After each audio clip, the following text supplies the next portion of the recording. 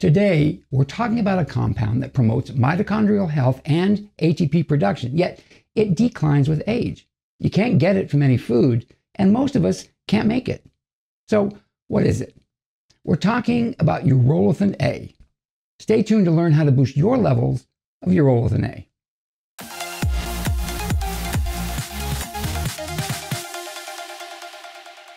Today, we're going to be talking about another compound that is naturally produced inside of the human body that can have a big impact on healthy aging and longevity, and that's urolithin A. Now, this molecule shows a lot of promise, but not everyone can produce it. We'll be taking a look at what urolithin A is, how it works, how it's produced in the body, or not, and its impact on aging. We'll also be examining some studies that seem to back all of this up.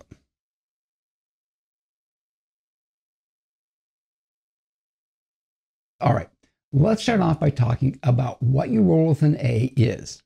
Urolithin A is a gut microbiome-derived metabolite. That means that bacteria that live in the gut convert precursors into urolithin A.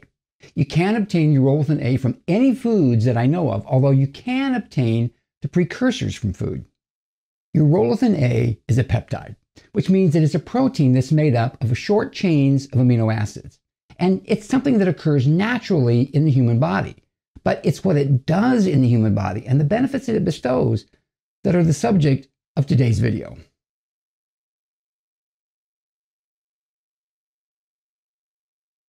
So it seems that the primary path that urolithin A uses is through mitophagy, which is a form of autophagy that recycles the mitochondria, which in turn are the powerhouses of the cells. They produce ATP, or adenosine triphosphate, the universal power source of all cells, whether plant or animal. The mitochondria create ATP through a process called cellular respiration, where they metabolize the food we eat and the air we breathe into ATP. But the mitochondria tend to dysfunction more and more the older that we get. This is because the individual mitochondria don't produce as much ATP as they once did, and because there are fewer and fewer functional mitochondria as we age, and more dysfunctional mitochondria. A study by Frank Schallenberg estimates that everyone over the age of 40 has some level of mitochondrial dysfunction. Mitophagy is a form of autophagy that recycles these dysfunctional mitochondria and uses the recycled components to build new mitochondria. So mitophagy is one way to improve mitochondrial dysfunction, which is reversible, by the way. And improved mitochondrial function means improved ATP production, making more energy available to run all the processes of life. So urolithin A works by boosting mitophagy and mitochondrial function in cells.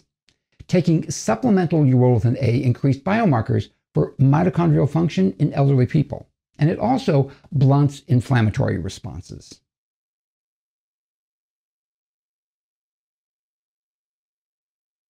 As I mentioned earlier, urolithin A is a gut microbiome-derived metabolite, converting its precursors into urolithin A. Now, these precursors are a class of polyphenols called elagitannins and ellagic acid.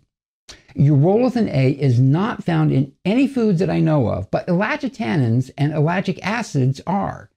These polyphenols are found in pomegranates, raspberries, strawberries, and walnuts, to name a few. But here's the thing. Only about 40% of all human beings are capable of converting elagitannins and ellagic acid into urolithin A.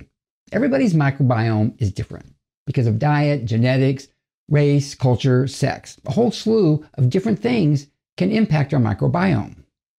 And of those 40% that can convert polyphenols into urolithin A, almost none of them can convert enough. So I need to take a minute here and talk about the whole concept of getting the micronutrients that we need from food versus getting urolithin A directly through supplementation. Now, I'll freely admit, getting your micronutrients through the food that you eat is the best way to get them and the most bioavailable. But here's the problem. You have to consume so much food to obtain the micros in the quantity desired. And those foods often contain other things that you really don't want to eat in those quantities. Now, I personally feel that it's the macronutrients in food that should be driving the decision about how much to eat, not the micronutrients. Case in point, pomegranates have long been known to have excellent healthy benefits. They contain some great compounds, things like elagitannins, particularly a form called, and I'm probably butchering the pronunciation, punicalagin. These are hydrolyzable tannins, and they hydrolyze in the stomach, releasing ellagic acid. But the great benefits of pomegranates aren't because of the elagitannins or ellagic acid. Eating a pomegranate does not boost levels of either in the bloodstream. That's because they undergo a biotransformation in the gut, specifically in the colon. They get converted into a class of phenolics called urolithins. But you'd have to drink 5 glasses of pomegranate juice to generate the equivalent of 500 milligrams of urolithin A, if you can even convert it at all. And pomegranate juice has a very high amount of dietary sugars and carbs. 5 glasses of pomegranate juice has a lot more sugars and carbs than you want or need. So to create urolithin A in the body, you need a good source of elagitannins, like pomegranates. But you also need to be one of those people that can convert elagitannins into urolithin A. So urolithin A can come from pomegranates if you consume enough of them and if you're a converter.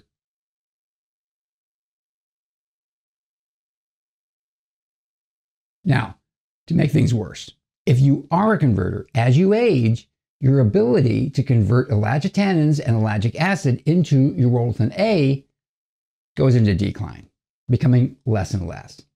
As a result, across the board, for all aging adults, urolithin A levels drop, and so does mitophagy, and so does mitochondrial function. In fact, mitochondrial dysfunction is one of the hallmarks of aging.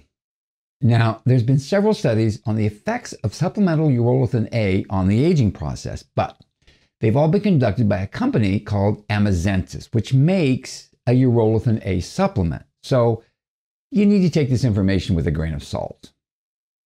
That said, let's take a look at some of these studies. Now, this study was looking at the effects of urolithin A on the mitochondria, particularly in muscle tissue.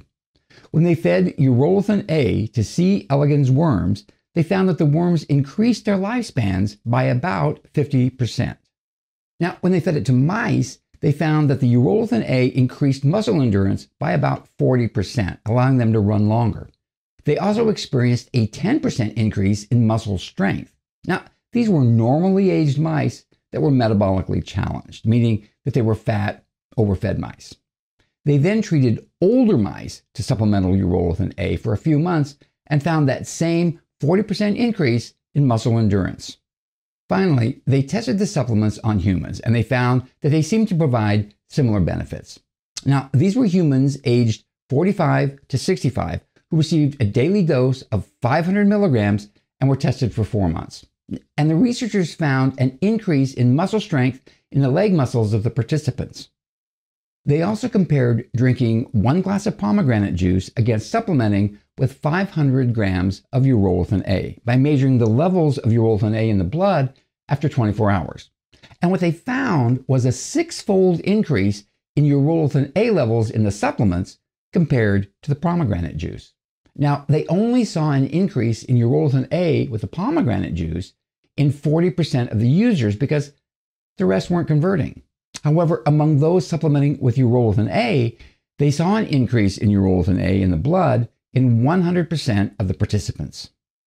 Another study found that the pathways in which urolithin A stimulates mitophagy are the same for C. elegans, mice, and humans. The same pathway is conserved across all species. They tested healthy, elderly males and females aged 61 to 85, and they gave them a single dose of urolithin A up to 2,000 milligrams per day for 28 days. The participants showed increased biomarkers of mitochondrial health, and they determined that urolithin A is safe, bioavailable, and that it positively impacts mitophagy.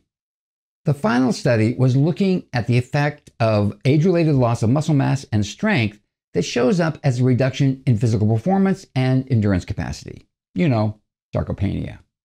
The decline in mitochondrial efficiency and the resulting loss of ATP production in skeletal muscle is associated with a decline in performance and an increase in fatigue. So they conducted a 4-month trial with 66 older adults, aged 60 to 90.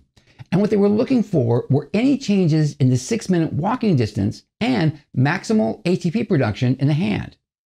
They tested at 2 months and then again at 4 months. Half the group were on a placebo and the other half were supplementing with urolithin A. Both groups saw an increase in the 6-minute walk, with the urolithin A group improving by 14.9% and the placebo group improving by 10.1%. Now, this was probably because both groups were exercising during the trial, although this wasn't controlled by the researchers. This wasn't enough of an improvement to conclude that there was a significant effect, although there was definitely a trend that looked promising. For the improvement in ATP production, again, there wasn't enough of an improvement to conclude a significant effect. There were some secondary outcomes, though, that were interesting. They measured the number of muscle contractions for both the leg muscles and the muscles of the hand to determine endurance. At the 2-month mark, there was a significant improvement in the urolithin A group over the placebo group. But at 4 months, it turned out that the placebo group had a parallel improvement. So again, no significant effect of a treatment, although there was an interesting trend. Now, this was a small trial, and as I said, it showed some interesting trends, even though it didn't result in any definitive improvements, suggesting the need for a larger trial, and one that included controlled exercise. The researchers concluded that urolithin A may be a promising approach to counteract age-related loss of muscle mass and strength. Now, like I said earlier, all 3 trials were conducted by Amazentis, who make a urolithin A supplement. Now, as most studies into longevity seem to show, the trials in worm and mice produced more promising results than the ones in humans, although the human trials did look promising. So, in terms of recommendations, I guess I would suggest that I would probably try the urolithin A supplement for myself, track my results, and determine for myself if supplementing with urolithin A had any beneficial effect on me personally. Thing is, it's kind of spendy, and I really can't afford it right now. But if I ever do try it, I'll put up a video with my results and my conclusions. And that's it for this video. If you'd like to learn more about the various longevity molecules and compounds that you can take as supplements, check out this playlist. I'm out of here. Thanks for watching. Catch you next time.